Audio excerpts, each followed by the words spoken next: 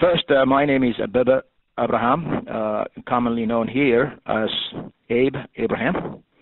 I was born and raised in a little town called Gidami until I was 7 or 8. I was then sent off to a boarding school in Dembidolo, a major coffee trading center. Both towns are located in Wallagga, western Ethiopia. Some members of my extended family were in open defiance with the Crown, while others were reluctant participants and others were full participants. So we'll use that as a background from where I'm coming. After completing 8th grade, I wanted to move on and come to Addis. It's the wish of kids who grow up in the provinces, which I did. At that time, I really didn't know anything about TMS, but rather I wanted to go to General Wingate or attend a commercial school there. So upon my arrival, I reported to my aunt's house, and my cousin, the Jazmach Kasa Oldamariam, who was the president of the university at the time, looked at my transcripts and conferred with Mr. Gagno. And they both agreed that I would do better if I joined the academic stream as opposed to the commercial area. My grades were high enough to do that. And so that is how I was placed in Tafari Makonnen, and it has been a tremendous journey, as we will explore as I speak. The contributions that the school made to my life, really, I can't even begin to describe that. And just basically looking back, the academic challenges that I was placed among the most competitive students in the country, along with necessary resources. And I was just flabbergasted how serious the students were.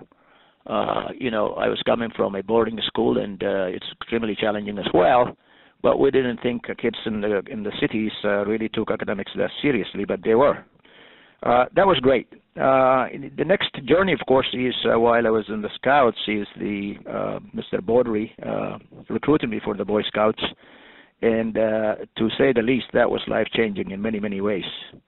We were taught at that time to be prepared at all times. That sort of put us on alert that life is precious, and that what we must make every minute count and help others and our country.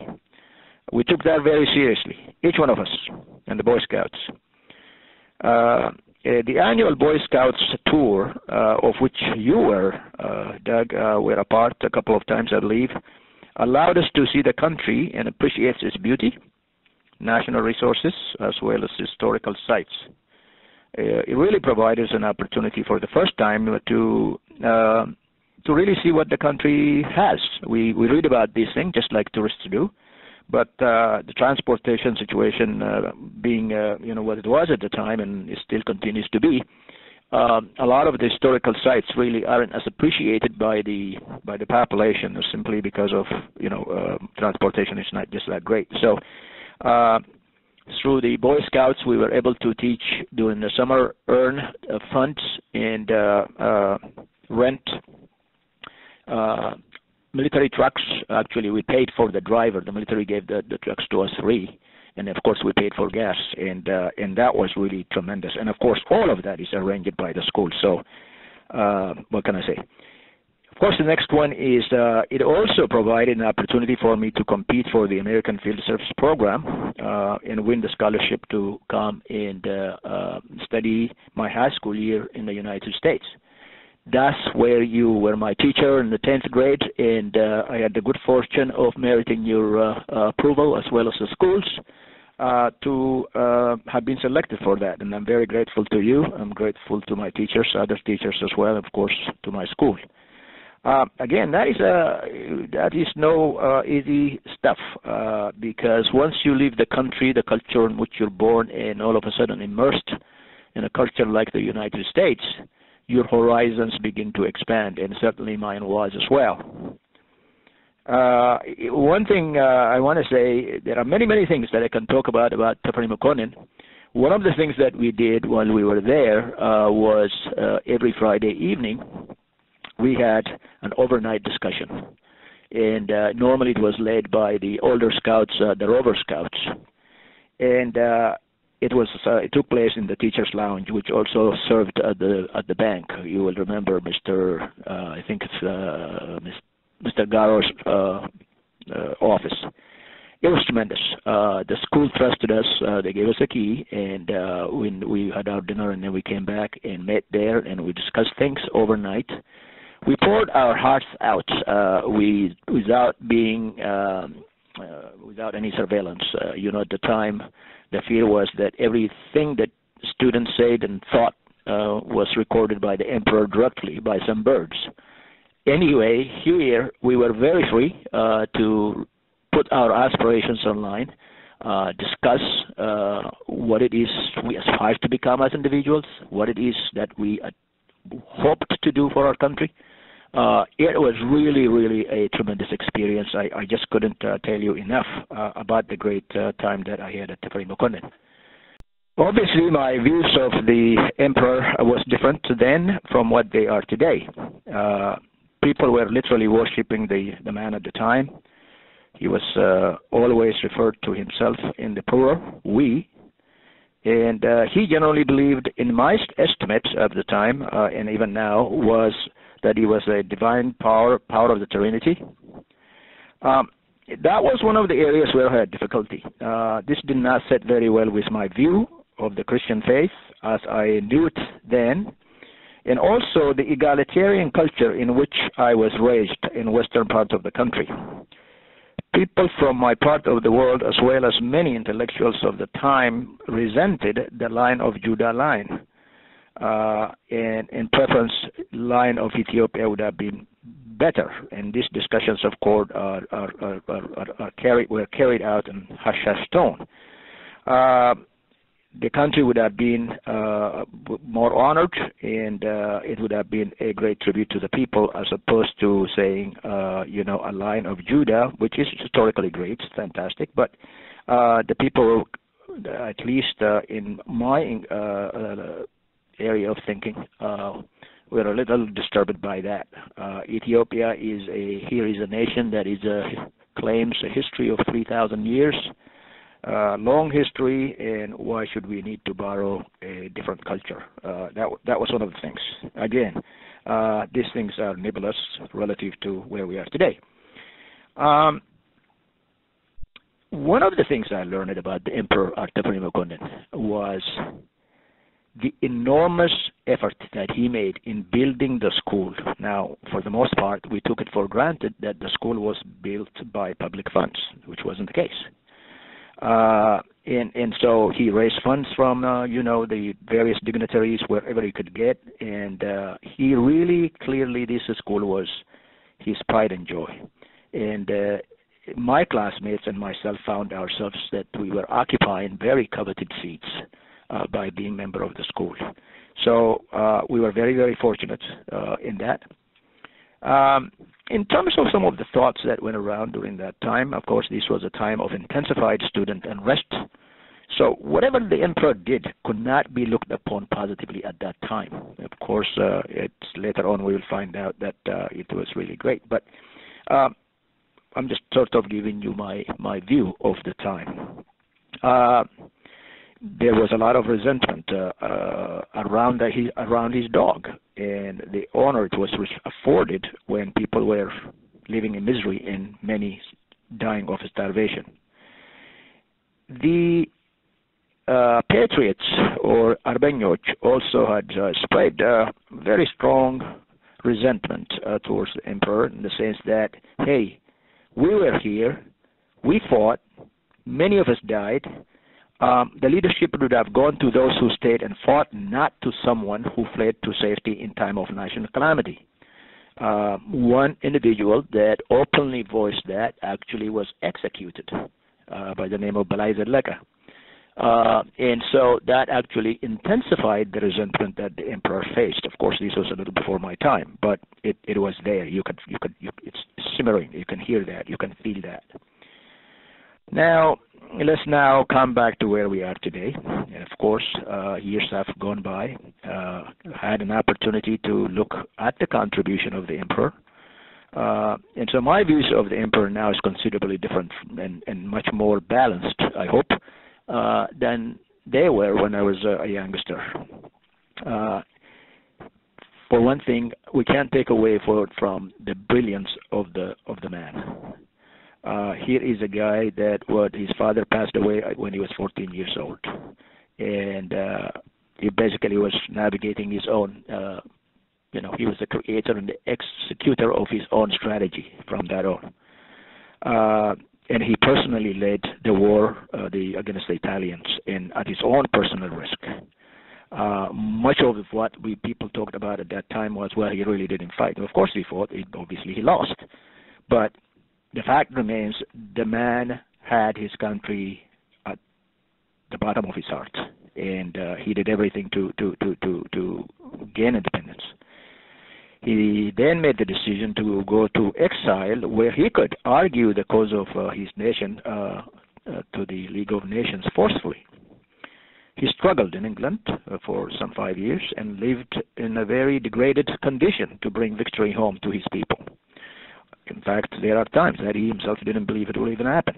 But he persisted, and historical accidents kind of helped him. The bottom line is he was able to lead the Gideon force, assisted by the British, the Patriot force, to come and drive the Italians out of the country.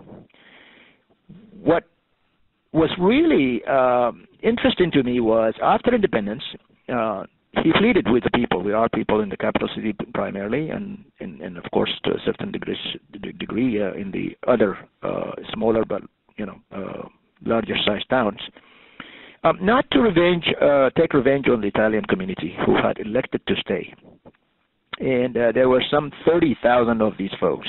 And so he persuaded them to stay to help him build a nation. And this is really huge for me. After the massacre that happened following Graziani, an attempt on Graziani's life, he pretty much put the city of Addis to the sword. And so for people to heed the advice of the emperor and they just kind of hold themselves back and tolerate these guys I thought that was really incredible. History records that very briefly. Everybody passes over that, but to me it meant a lot.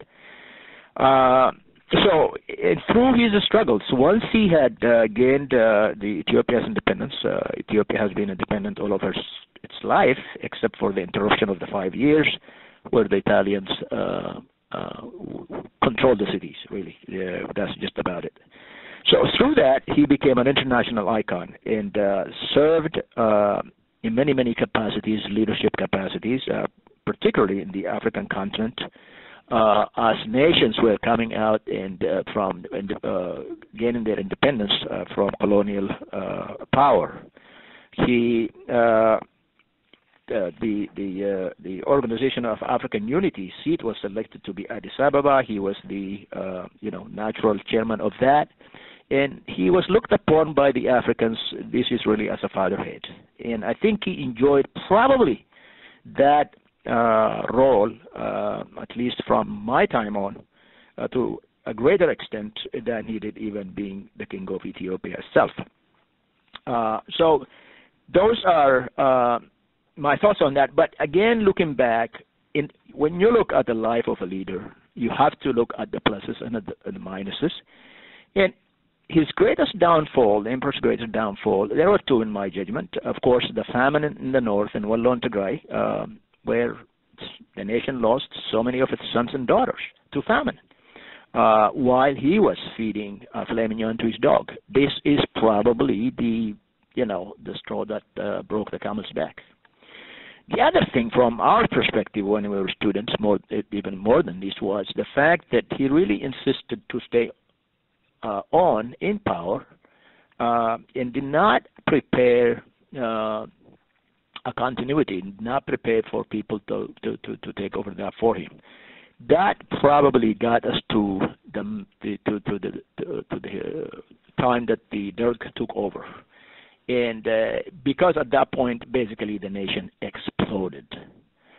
There were anger, there were resentment, there were nationalities that felt excluded from the power base, including the ones that I come from.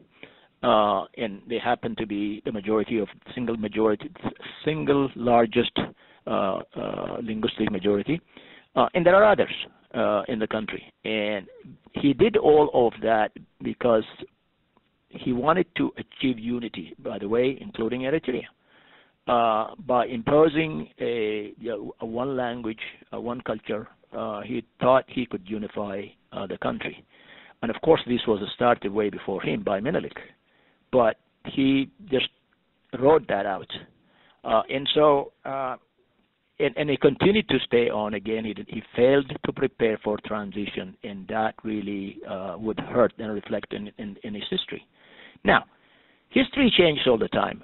As we change, as people change. And there was times that nobody, in fact, the generation right after us, maybe short from the 70s on, doesn't even know who Haile Selassie is.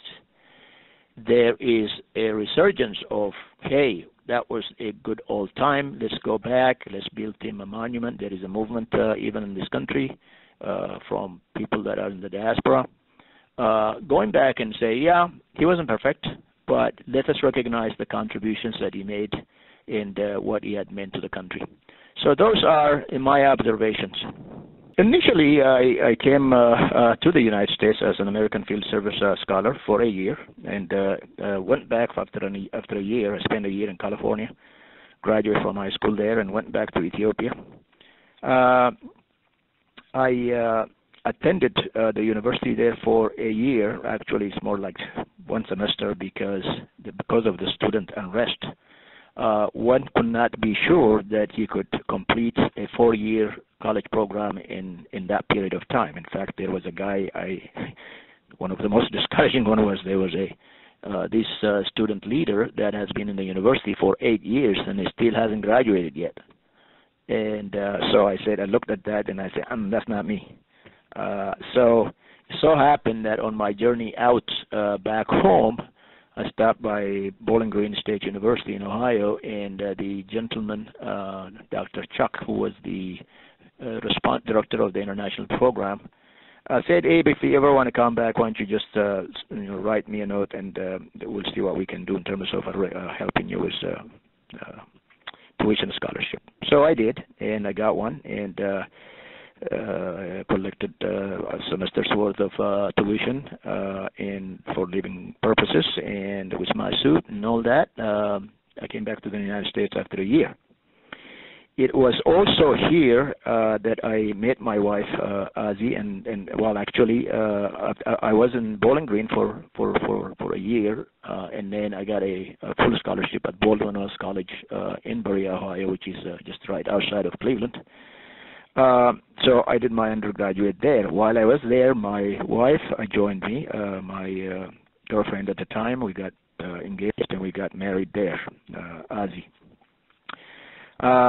After that, we left and went to Missouri, where both of us went to Northwest Missouri State University. My wife got her undergraduate and continued to work on her MBA. I got my MBA and moved on to work for Better Homes and Gardens magazine in Des Moines, Iowa. And my wife finished her MBA program and came and joined me later on. And so it is through Des Moines, and then we came to Washington, D.C. By the time we got here, the condition in Ethiopia was so bad there really wasn't any way to go back without, of course, risking our lives. The Derg is still at full-fledged. This is when school children were rounded up and killed and were put in a mass grave. And, of course, the number of people that lost their life during that time was just, it's very hard to imagine. So we applied for political asylum. We got one, and then subsequent to that, we applied for permanent residency. We got that, and then eventually we became citizens of the United States. My wife was working at the World Bank at the time, and then shortly after that, our first child happened, and we said, look, both of us cannot be working and be, the children need attention. And so the first one was born, and then the second one was born. I took time off to take care of the children while my wife were working and earning a living. But in the meanwhile, I thought maybe I'll dabble with some business opportunities, and that's when I established our organization, CMI Management. Now, people always ask me, what did you find most different, challenging about American culture? The first one was kind of very simplistic, but nevertheless it's interesting, and that is when folks ask me, would you like a hot dog for lunch? And it was offensive the first time I came across that. And I say, who would eat dog for lunch? And in fact, it was my American mother in California. And you remember how during orientation to come to the United States, there are certain things, etiquettes that we were taught to rehearse, and that is to be careful about people's feelings and not to hurt their feelings. So somebody offers me to eat a dog, and how would I respond to that? So I just, as if I didn't understand the thing, I just moved on. She, however, realized that the difficulty I was having with it, so she pulled the hot dog itself out, and she said, can I fix you one of this? At which time I said, yes. Well, I have seen that back in Ethiopia. We don't eat that all the time, but when you do see that I think it was called something, I don't know what it was. There was a name for it, but anyway, I've seen it before. Sausage or something. Anyway, that was an interesting observation there on that. In terms of people, I think that the cultural difference was there is far more openness in the American society than Ethiopia of my time anyway. Kids discussing about girlfriends with their parents. Are you kidding me? Stuff like that. The other one is, of course, public display of romance was a bit too much for my soul at that time. It really actually kind of took a long time even after that. Again, remember, I'm coming from a boarding school, missionary run, going through Jesuit high school, and all of that, and the way the sexes were kept apart, through indoctrination from the parents and everything else. I thought that was a bit too much. Other than that, everything is fantastic. As a member of the human species, we all reach a certain stage in life, and we look back and see what we had left undone. So in that vein, I regret having missed the opportunity to give back to the country that bred me and provided so much opportunity for me. And it's one of those things. You can be here and you can be there. But it's, you go back and look at these things, and especially the development that is going on in the country now, and you say, I should have a part in doing this. But let's face it, the school had invested so much in us, and there are people, actually our classmates, who were killed during the revolution. You feel guilty about that. We're alive, and they're gone. I feel that. And those are the kinds of things, and in life we look back, not so much about regret about the things we did, but regret about the things we left undone. And that's one aspect of life. And so that is what it is.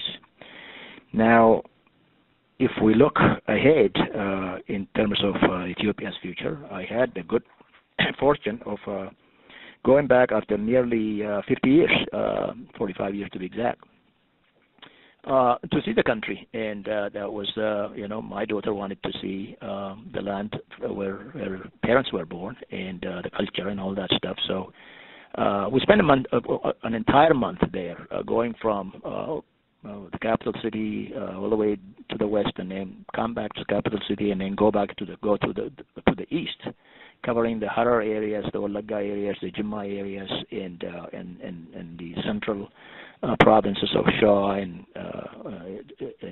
all of that. One couldn't help but notice the tremendous progress. If we start in the capital city, the old where basically the center town, which was the Piazza, if you remember, is really deteriorated a lot, and this is, you know, a history of urban decay, and it's really decayed a lot.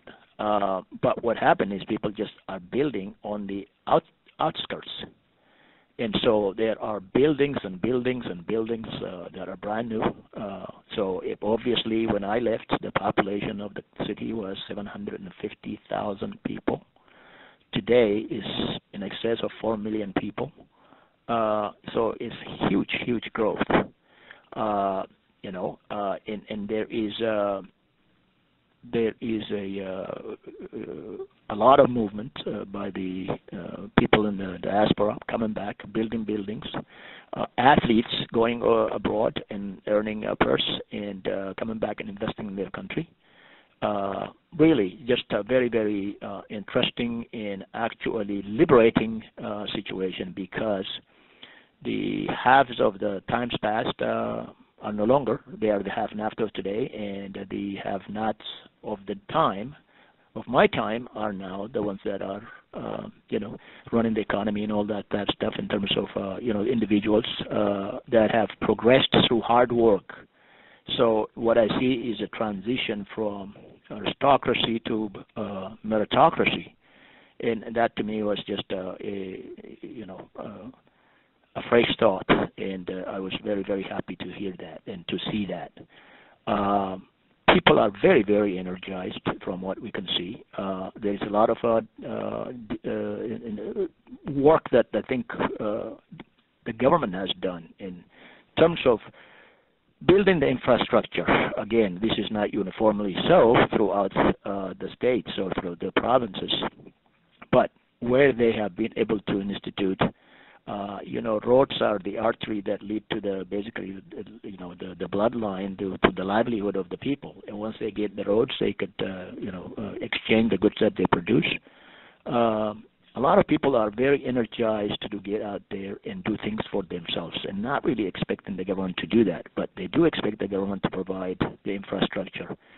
I was absolutely flabbergasted by the growth of universities. The Jinmai University that I saw was about 20,000 students. It's just as good as George Mason around the corner from me here, one of the finest institutions, really beautiful. It, in fact, so happened that I had sustained cold and it wouldn't go away. I was coughing all the time, and I stayed in my hotel. 2-3 days it didn't go, so I went to a clinic. And there was the doctor that waited on me, was his handwriting was so perfect. And I said, "Are you sure you went to medical school, or did you go to handwriting school?" And he laughed. And I asked him, "Where did you go to medical school?" And he said, "I graduated from Jinmai Medical School." So I was really, and I was very much touched. I spent a lot of years there, particularly when I was in high school. My cousin owned some business there, the hotels, probably the largest hotel at the time, catering business to the airline and all that stuff. So I used to go there every summer whenever time allowed. Or between breaks. So I know the area. I knew the area very well, and I was very, very happy to see the school there. In a similar fashion, as we were driving back, we went through Adama, which is Nazareth. There, actually, the university is designated as the Center of Excellence. They have a Korean president there. My nephew is the legal advisor to the president there, so we spent some time there. And then we went to Awasa. There they have another university of just the same caliber. So those are extremely encouraging. Once you give people an opportunity, the Ethiopian people an opportunity to really make a mark with their life, they tend to do that. And they really look upon education as a liberating force. And so they're doing very well there. So those are very, very encouraging. And I was told that the economy is growing at 8 to 10% per year. So with that type of a change, one has to acknowledge that these folks are doing something right.